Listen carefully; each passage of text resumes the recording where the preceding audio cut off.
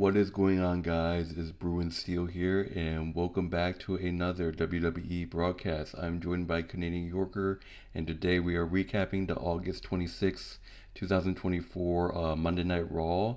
Took place in Providence, Rhode Island, and we are on our road to Bash in Berlin, which is this Saturday. We did our Bash in Berlin predictions, but it's premiering tomorrow at 3 p.m. If you wanted to go check it out, swing by tomorrow at 3 p.m. So be sure to check it out. So Canadian Yorker, how's it going tonight? It is going awesome. Feeling pretty good. Can't complain. There's a lot of great things happening. Looking forward to Bash in Berlin.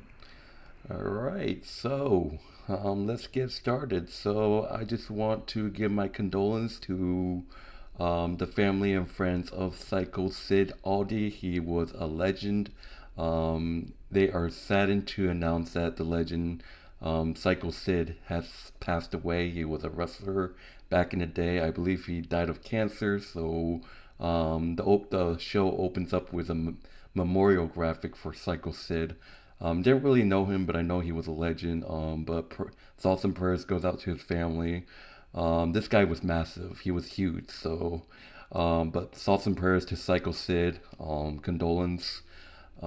So yeah, so let's get started. The Monday Night Raw starts off with the Judgment Day, the new Judgment Day, making their first ever entrance ever since they betrayed or whatever Damian Priest and Rhea Ripley. So their first entrance. Liv Morgan welcomes us to the Monday Night Raw and asks everyone to rise for the Judgment Day. Finn Balor rolls footage of them beating up Damian Priest and Rhea Ripley last week. And basically, Balor said that they're not the bad guys around here. The Terror Twins are because they betrayed the Judgment Day and got exactly what they deserve. And then Dominik Mysterio basically said that he's going to be entering the Intercontinental Championship #1 Contenders Tournament, win the whole damn thing, and show everyone why he's El Jiffy, especially Damon and his dead beef. And then Rey Mysterio and LWO interrupts Dominik Mysterio. And basically, Ray goes on and say that Dom is a lost soul, and at least when he was Rhea, one of them had a set. Someone needs to put him in his place. And Mysterio, the younger, laughs off the idea that he would be his dad. And basically, that Ray says that he's always been a jack off, but now that he's with Liv, he's even a bigger jackass. And then they just started to brawl. What are your thoughts on this opening segment with Rey Mysterio, LWO, and the New Judgment Day? Honestly, I don't think there's not going to be any love lost between OWO and the Judgment Day. Ray and his son are going to feud for some time before things happen, before things turn around. Um, Liv Morgan, wow. Liv Morgan is definitely making waves with the Judgment Day now. She's helping them achieve what they actually need to achieve. And, here's what I think. The LWO could be the new tag team champions. They could be the ones to take the belt off of the Judgment Day in the future. Until that time comes, we're going to have to see what's going to happen with that. And I do agree. Rey Mysterio, has his qualms about Dominik Mysterio being the bigger guy than he actually is. He thinks he's bigger than he actually is. If he thinks he can be the next Intercontinental Champion, he definitely needs to back up his words because he needs to show everybody that he is the man that he is. So let's see how he's gonna do.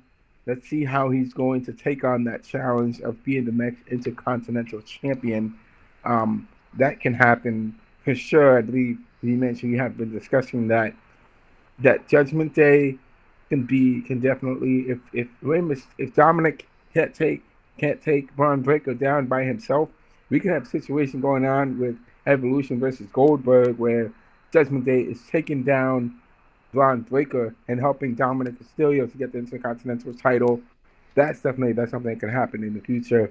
And OWO can take the tag team titles off of Judgment Day. I'm saying that can happen.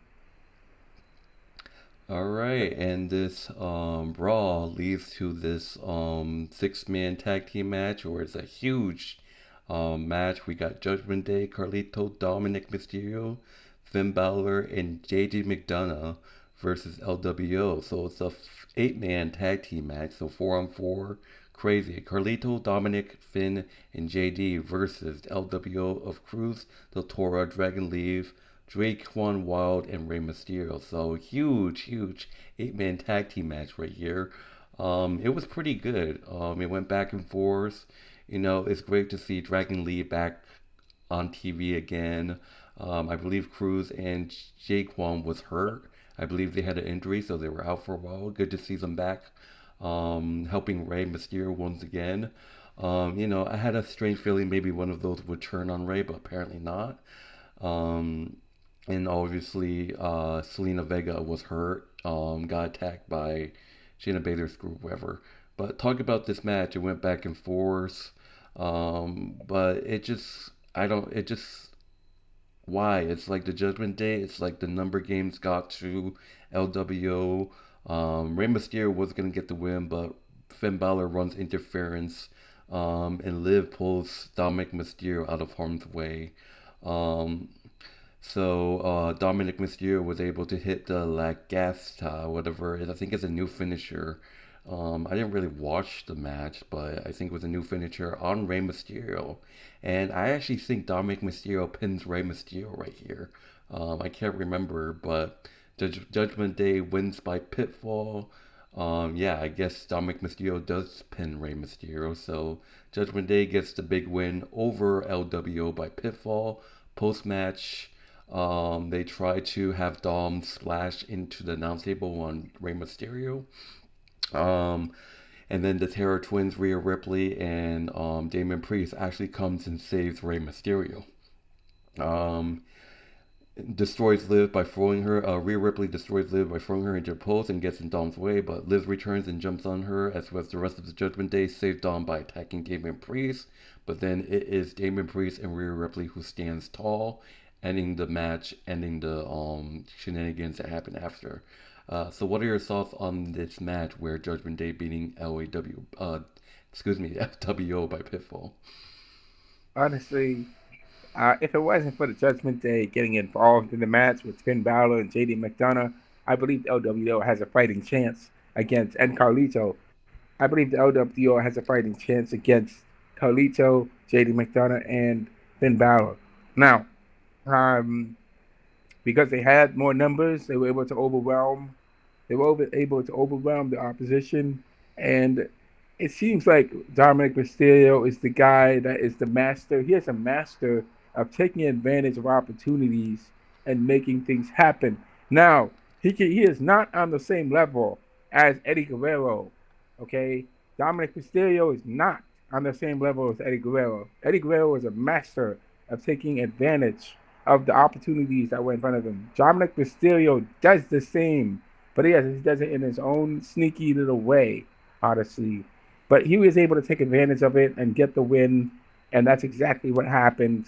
The Judgment Day aftermatch tried to destroy Dominic Mysterio and OWO like they always do every single time, every single opportunity they get. But Rhea Ripley and Dom and JD and Damian Priest came out and saved OWO from getting their butts whooped even further, which is quite good. Now, what's going to happen? It would be very interesting to see OWO and Damian Priest team up now. Because with Damian Priest getting help from Dominik, and even if he makes amends with Bad Bunny and Dominik and Ray, and we see Damian join LWO, LWO is going to become a force for the Judgment Day to contend with, along with Rhea Ripley. So this is going to be interesting. I'm just kind of throwing that out there. It may or may not happen, but maybe, just maybe, you never know. You know. I have maybe a possible storyline that can happen, but I don't want to talk too much about it. I'm just saying that I don't know if Selena Vega, if Rhea Ripley, and Damien were to align themselves with the LWO. I'm not sure if Selena Vega will go so kindly to that because the history between Selena Vega and Rhea Ripley. I am sure that they do not like each other. So I'm not quite sure about that. Maybe Selena probably was like, what if Selena turns heel one Ray? That'd be funny. We're bringing in Rhea. I mean, But let's would move be on. interesting. Yeah. But I do want to mention I do want to mention what I said in our prediction video, but I don't want to spoil it. But I will talk about it later though when people do watch the prediction video for Bash. But there's something that I like to talk about. It does involve Raquel Rodriguez, but I want to save that for another time. So let's move on to the next match. So we got a tag team match. Wow, we're just getting tag team matches all over the place. Um, we got Damage Control, Io Sky and Kairi Sane versus Pure Fusion Collective of Shayna, the team of Shayna Baszler and Zoey Stark with Sonya Deville ringside. Um, there's so many great tag teams in this woman division. So, I mean, I don't know when Sonya Deville has wrestled. I mean, she already wrestled Sonya Deville, but it went back and forth. Pure Fusion Collective sent Sky to the floor immediately, and Sonya Deville with a cheap shot. It went back and forth. Knee from Shayna Baszler's springboard dropkick cover. Sky breaks it up. It's just chaos. But then Selena Vega comes out of nowhere. Selena Vega, who was out because Pure Fusion Collective attacked her arm multiple times. Looking for revenge, Selena Vega is on the floor attacking Sonya Deville. No one noticed what's going on. Kairi Sane with a headbutt. She and Io perch. Stereo elbow. Moonsault. They were able to hit a diving elbow from Kairi Sane onto Zoey Stark. Damage Control defeats Pure Fusion Collective thanks to a distraction by Selena Vega. So this is interesting. Selena Vega helping Damage Control after all the feuds and the issues they had. I'm not sure, but I just feel like Selena Vega didn't do this for Damage Control. I just feel like she did this because she needed to, because Pure Fusion Collective almost took her out for a bunch of months because of that arm. So I'll just say thanks to Selena Vega, Damage Control was able to take advantage and win by pitfall, defeating the Pure Fusion Collective of Shayna Baszler and Zoey Stark. So great pickup win by Kairi Sane and Io Sky. So what are your thoughts on this match? I will say that I think, despite the fact that Damage Control probably would have lost this match if Zelina Vega was not there. I still think Damage Control could definitely pull off a win against Shayna Baszler and Zoe Stark, and I definitely think because they have beaten them before in the past, and I think that it's definitely possible they could have pulled off the win without the help of Zelina Vega. But because they had an extra number, Zelina Vega definitely was there to take out Shayna Baszler. So it makes sense that she's there to take out the person who she went after, because Zelina Vega has been feuding with Zoe Stark and Shayna Baszler. Shayna Baszler was the one that injured her really badly. I mean, put her out for more than a month probably. So it makes sense that that would happen. I would say that for Damage Control, Io Sky and Kairi Sane are still dangerous wrestlers. Let's be honest about that. I mean, Kairi Sane, I did watch the highlights. I watched the match, and I did notice that, man, Kairi Sane is dangerous. She can throw some really dangerous elbows. She knows how to use that. Despite the fact she's not as big as other people. Once she starts high flying all over the ring, she is dangerous. Once she starts throwing her elbows, doing her elbow drops and elbow side elbow hits. I mean, those elbows are dangerous. Um, she knows how to use her the use of her limbs to attack her opponents. Um, so it's a great win for pickup win for Damage Control. That's great for them. So it um but her name was not there. As Asuka is still out, unfortunately. Um, Dakota Kai. Dakota Kai is still out, unfortunately. So both of them, Yeah, they're Dakota Kai is down. not going to be there for a really long time because she's going to be out for 8 months or something like that. Wow, wow. So I mean, it seems like Damage Control is on its last legs now because before we saw the most dominant female faction in WWE on SmackDown, but they broke up due to, they had it all. They had a women's heavyweight champion, they had a tag team championship. I mean, they had it all. But now we see what Damage Control has become now. It's only Kylie Sane and Io Sky that are carrying the torch forward. What's going to happen with Damage Control going forward? Are we going to see a breakup even further with them? Or maybe are they all going to turn on Dakota Kai? I don't know. But we'll have to see what's going to happen. Yeah, and this the thing is like, oh, Asuka, and it's like Dakota Kai's out for a really long time. People are just like, Asuka's gonna make a return, and people are like, could Asuka be Dakota Kai's replacement? Dakota Kai, excuse me, Asuka could return as a face. Maybe at one point, Kairi Sane and Io Sky's in trouble or something, and then a face, Asuka comes and saves them, and Asuka would just rejoin them as a face and be Dakota Kai's replacement or something like that, or I don't know. Well, the thing is, I think Asuka's still injured because she had surgery on her knee. Remember, so I don't know how long, much more longer she has to be, how she's going to be out for. But we'd have to look into, read up on the reports about how is her recovery coming along and how is Dakota Kai's recovery coming along, because injuries can put people out for a month, 3 months. We were speculating on whether Rhea Ripley was going to return like back from SummerSlam or not, and she did come back from SummerSlam, and so you never know. She was still rehabbing that shoulder, but she managed to make it back in time for SummerSlam. All So right, let's go. Let's move on. So we got Drew McIntyre making his entrance and getting on mic. He launches into CM Punk's promo routine and said he knows it by heart. He said that CM Punk is scared of Drew McIntyre. He keeps attacking him from behind every opportunity he gets. And he gets going because they keep chanting his name every single week. He claims we're enabling Punk every time we chant his name, and he makes dumb decisions like challenging him to a strap match and the blood is on hand. But then CM Punk comes out of nowhere and attacks Drew McIntyre from behind with the strap. A headbutt cuts Punk off, and Drew McIntyre takes him to the announce table and hammer hands with punches. Punk then turns him around and punches him with the strap over and over again as security arrives and pulls him apart.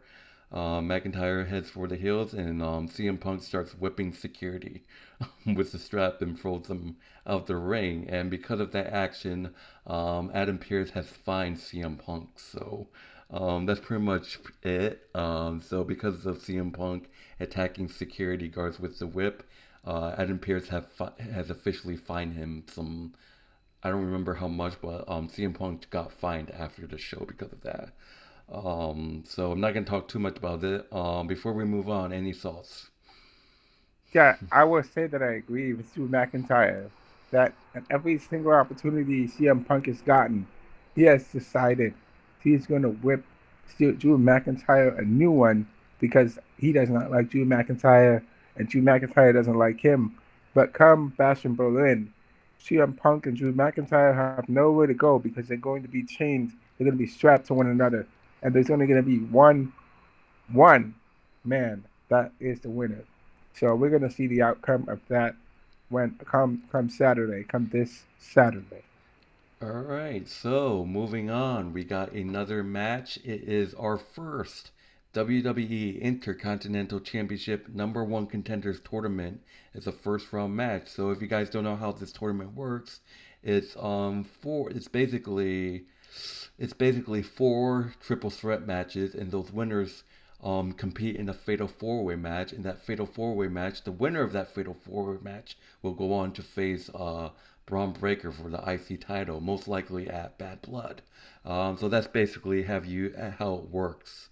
So basically, you have four triple threat matches, and the winner of those triple threat matches will compete in a fatal four way. The winner of the fatal four way will go on to face Braun Breaker for the IC Championship. So the first triple threat match of the tournament is main event Jey Uso versus Karen Cross versus Kofi Kingston. So this was a great match. Obviously, it's great to see Karen Cross in another title picture, like maybe trying to get into a title picture. The history between Karen Cross and Kofi Kingston. I actually thought maybe this was the time that maybe Xavier was turn heels. I thought maybe Xavier was going to come out and cost Kofi the match. But no, I was wrong. But Kingston and Uso, actually, the history between those two, New Day versus Usos back in the day. Now they're kind of friends because they're both faces. Kingston and Uso teamed up together to stomp a Mudhole Cross. Kofi with a trust fall senton on both of them. Jay with a Udi to ricochet. No, excuse me, Rikishiki, whoever on Kingston but Karen Cross cuts him off. Super kick. But eventually, at the end, Kofi lines up, nobody home. Uso off the top rope. Spear connects. Jey Uso with the diving splash. Jey Uso defeats Kofi Kingston and Xavier. Excuse me. Jey Uso defeats Karen Cross and Kofi Kingston by pinfall. Jey Uso is moving on to the Fatal 4-Way, which will decide who will face Braun Breaker. So Jey Uso moves on in this tournament, and he will go on to compete in that Fatal 4-Way match. So what are your thoughts on Jey Uso defeating Karen Cross and Kofi Kingston? Hey, it's a great pickup win for Jey Uso because we have been waiting. I have been waiting. You have been waiting to see Jey Uso get another shot at a title shot. To get a title shot, to get the chance to win singles championship, and this is his big chance. To get his title shot against Braun Breaker. Braun Breaker is beatable. Braun Breaker can be beaten. Okay, Sami Zayn has proven that. He's Sami Zayn has shown that Braun Breaker can be beaten. He's beaten him once, but he lost the second time. Um, for Kingston, for Kofi Kingston, I don't know if Kofi Kingston has won an Intercontinental title before, but he has a chance, he has an opportunity to win the Intercontinental Championship. But Cross, man, Karrion Cross definitely needs to win a championship sometime in the future because let's face it, the Artists of Pain have not they're not really irrelevant. They're not really very relevant because they're overshadowed by the bigger factions, by Judgment Day, by the Bloodline. So these guys, the Artists of Pain, they need to do something exactly what um what what what I'm forgetting his name right now is doing right now. One of the wrestlers, I'm forgetting his name, but they need to do something. They need to be able to show that they are dangerous, and it's just what they have to do. But Karrion Cross, man, what does Karrion Cross have to do to get his title shot? It's gonna be crazy if all this whole thing blows over with the Bloodline and Judgment Day. Are we gonna see the rise of the Artists of Pain in the future? I mean, we can't really sleep on them, but it will be interesting to see what's gonna happen with them going forward. Yeah. All right. And I know that there's a huge triple threat match next week. It's Eli Dragunov versus, I believe, Dragunov versus Dragon Lee versus Dominik. So that's gonna be good. I feel like Dragunov could win that. But moving on, we got Randy Orton making a small promo, basically talking about how crowd singing along to his music means the world to him.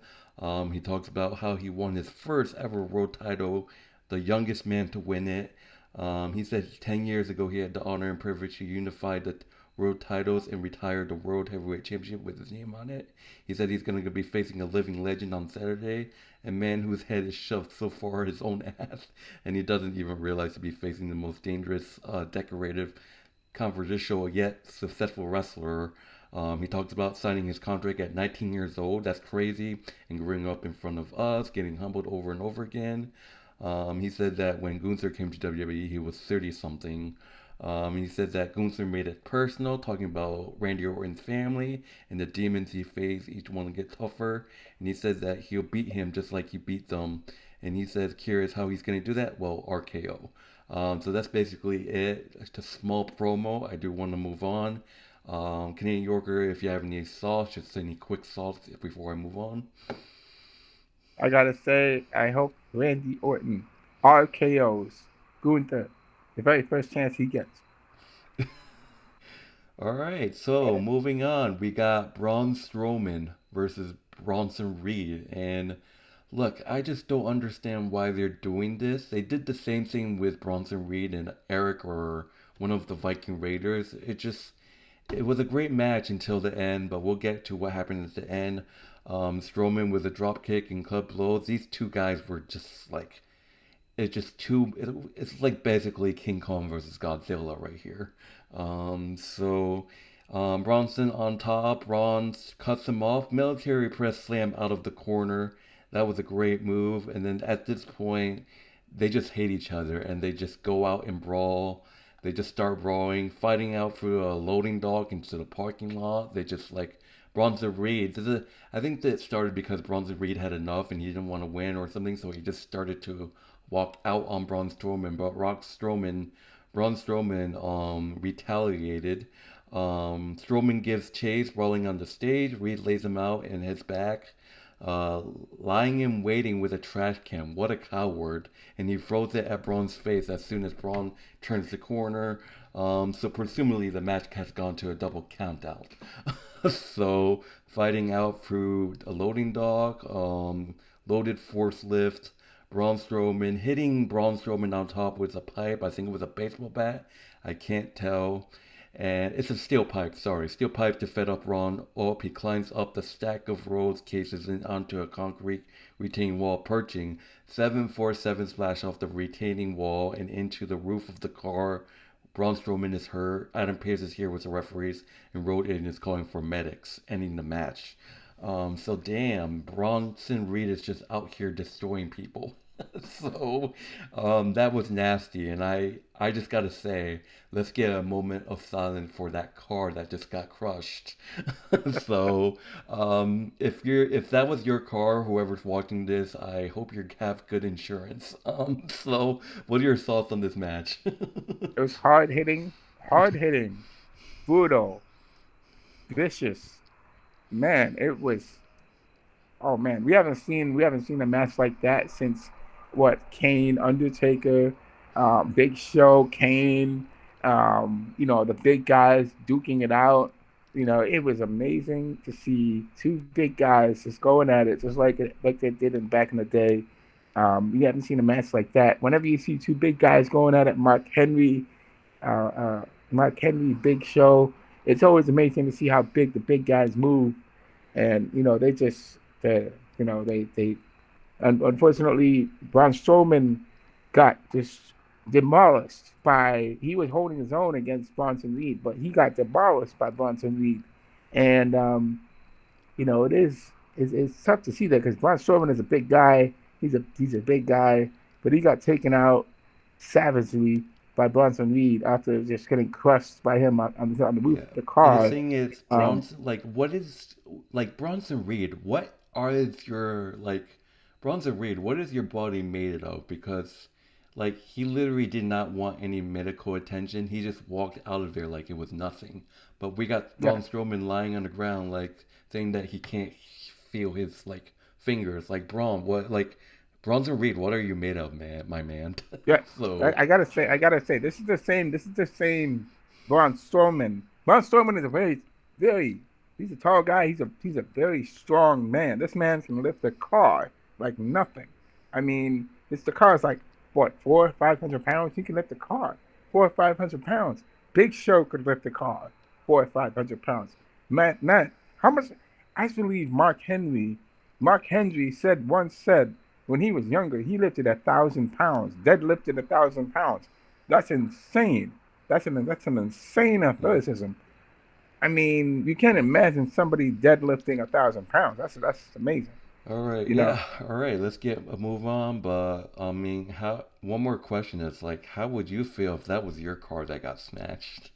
I would be, man, that's a lot of money to repair the car right there. That's just crazy. Yeah, just I'll be sad. just watch they just take the car and then they just brawl on people's cars in the parking lot and then they just like Ronda Reed squash Braun Strowman on your car. Oh man, that's crazy. All right, so moving on to the next match, we got another WWE Intercontinental Championship number one contenders tournament. First round match, triple threat, like I said. Second triple threat, winner goes on to the fatal four way where Jey Uso is waiting for the last three competitors. We got Pete Dunne versus The Miz versus Xavier Woods. Um, Hmm. so Dunn taking control early, stomping both men's hands at once, sliding forearms and packing, charging in. Just back and forth. Miz actually hit the skull crushing finale, but Pete throws Miz out of bounds and covers. But um, it's who was it? Xavier Woods. Yeah, pulls him off for the cover. Done with the arm trap, crossface. Miz gets the hand on Woods for a cover, but Pete pulls him away. There was a time that Pete Dunne actually pulled a referee out of the ring, and that's when Pete Dunne was able to hit a bitter end on the Miz. Pete Dunne defeats Xavier Woods. No, Xavier Woods and the Miz by pitfall. Pete Dunne is moving on to the Fatal Four Way. So far as Jey Uso versus Pete Dunne versus two other competitors that we will find out next week. So Pete Dunne is moving on in this tournament. What are your thoughts on Pete Dunne winning?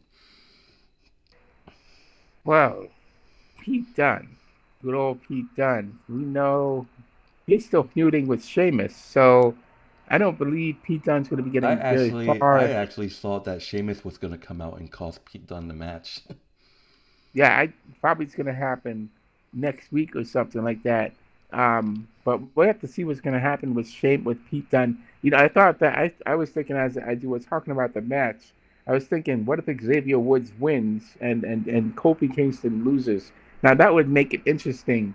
Kofi Kingston loses, but Xavier Woods wins and advances on to the in the next round, and so he's facing Jey Uso now. Would that mean that that Kofi is going to be turning on Xavier, which would make it interesting? But that did not happen. And our truth, I'm sorry, the Miz and the Miz, he had this is the Miz's shot to get his Intercontinental Championship back because I believe the Miz has been a champion before in the past. He's been a really successful Intercontinental Champion, but he can't really get far this time around because he lost to Pete Dunne. So we have to see how things go with the Miz. The Miz is still feuding with, he has to help out, our truth in his own way. So we have to see what's going to happen. Do you think we could possibly see Pete Dunne versus Braun Breaker? I think we could definitely see Pete Dunne versus Braun Breaker, But which yeah, would make it interesting. I do want to mention before we go into the main event that Braun Breaker got interviewed about his thoughts about Pete Dunne and Jey Uso winning. There's a chance that Jey Uso might go and challenge Braun Breaker for the title because they were teasing a Jey Uso and a Braun Breaker feud. So basically, what happened is like, let me see where.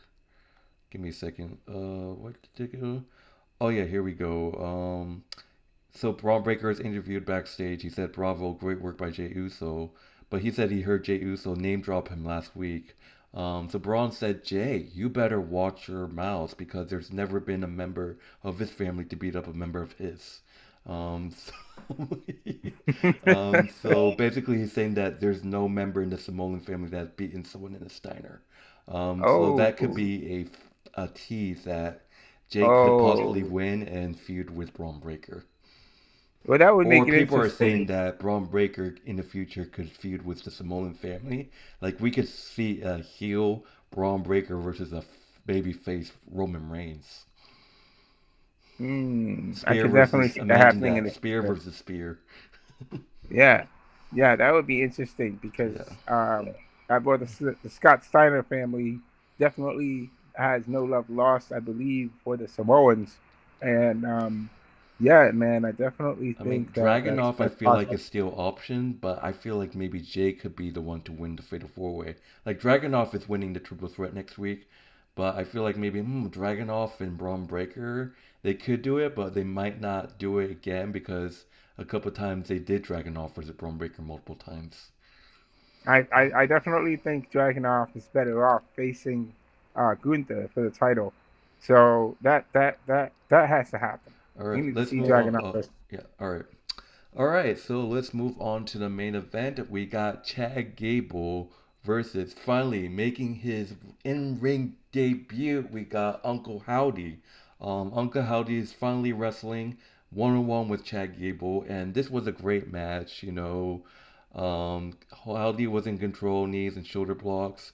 Gable scrambles to the floor as Uncle gives us a yeah, yeah, yeah. So, and then it just went back and forth.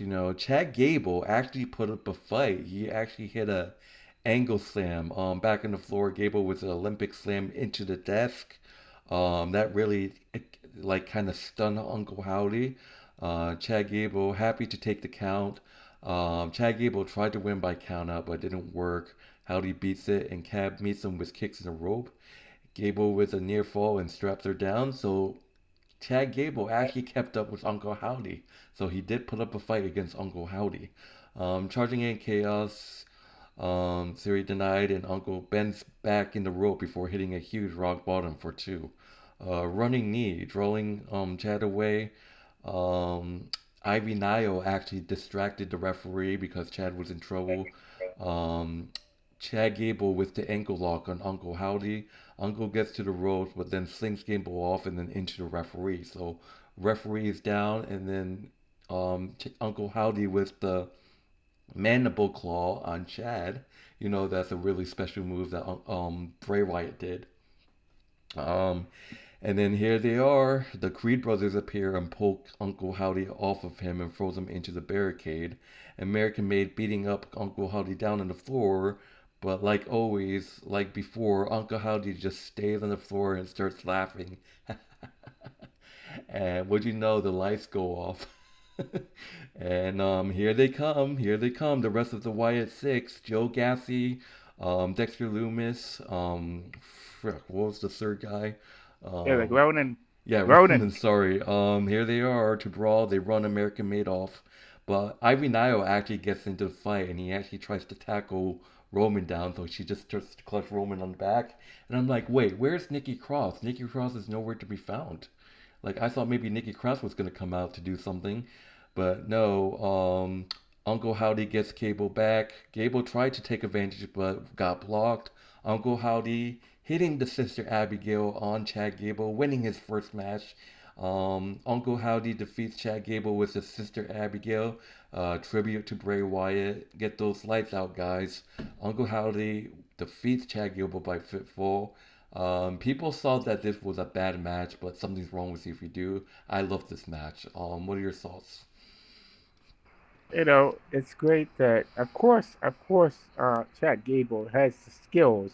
Chad Gable definitely has the skills to match anyone. Chad Gable can, as long as Chad Gable doesn't doubt himself, as long as Chad Gable has the confidence to be able to take down any wrestler he can certainly take down any wrestler he can. Remember that, I remember that Kurt Angle beat the Undertaker clean in I don't remember which one it was. I think it was in Bad Blood or at SummerSlam, I believe, for the World Heavyweight Championship. Kurt Angle was able to beat Undertaker clean with no help whatsoever. And if Kurt Angle can beat Undertaker, so can Chad Gable can beat anybody clean without any help whatsoever because he's so good. He demands an Olympic gold medalist. He can take on anybody. He can take on Brock Lesnar for that matter. He can take on anyone. He can take on Braun Baker. He took down Gunther. He beat Gunther. He can beat people. He just needs to know how to beat them. And he can do it. And I mean, it's of course American Made is going to get in the way. They're going to try to cheat to win. They tried to do it. It didn't work. Yeah, and like Uncle Howdy took my advantage. question was, where was Nikki Cross in all this? Like she could have came out of nowhere and stopped Ivy, but I mean, she probably would like, fuck it, Ivy Nayo's not gonna do anything.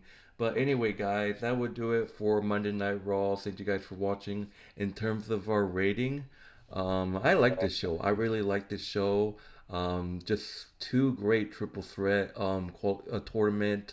I give this show a plain A. I give this a A. How about you? I will give it an A as well. It was great. There was a lot of good things that happened. It's good build up to Bash in Berlin. It's a good build up to who's going to be facing Braun Breaker for this title going forward, and also some other things going on too in the mix. So it's great to see that happen. All right, so that would do it, guys. Thank you guys for watching. If you haven't done so, like, subscribe. Check out Canadian Yorker's YouTube channel. The link will be in the description, as well as our WWE Wrestling Bros, our wrestling channel. Link will also be in the description. Just a heads up, me and Canadian Yorker's Bastion Berlin prediction video is going to be premiering tomorrow at 3 p.m. Eastern Time, so be sure to check that out. It's going to be on my channel, and if you guys want to check it, it's also premiering on WWE Wrestling Bros as well, both at 3 p.m. Eastern Time. So I hope you guys enjoy the rest of your night. Be sure to check out Friday Night Smackdown this week and Bash in Berlin. It's actually Bash in Berlin is at 12:30 p.m. Eastern Time this Saturday. So thankfully, it's not at the same time we're all sleeping. I definitely hate that, but 12:30 p.m. Eastern Time is when Bash in Berlin starts this Saturday. So be sure to check that on Peacock or whatever streaming device that you use. But anyways, my name is Bruin Steele. This is Canadian Yorker, and we will see you in the next broadcast, which hopefully is Saturday night. I mean Sunday night. So yeah, take it easy, guys. Enjoy the rest of your night. See you later.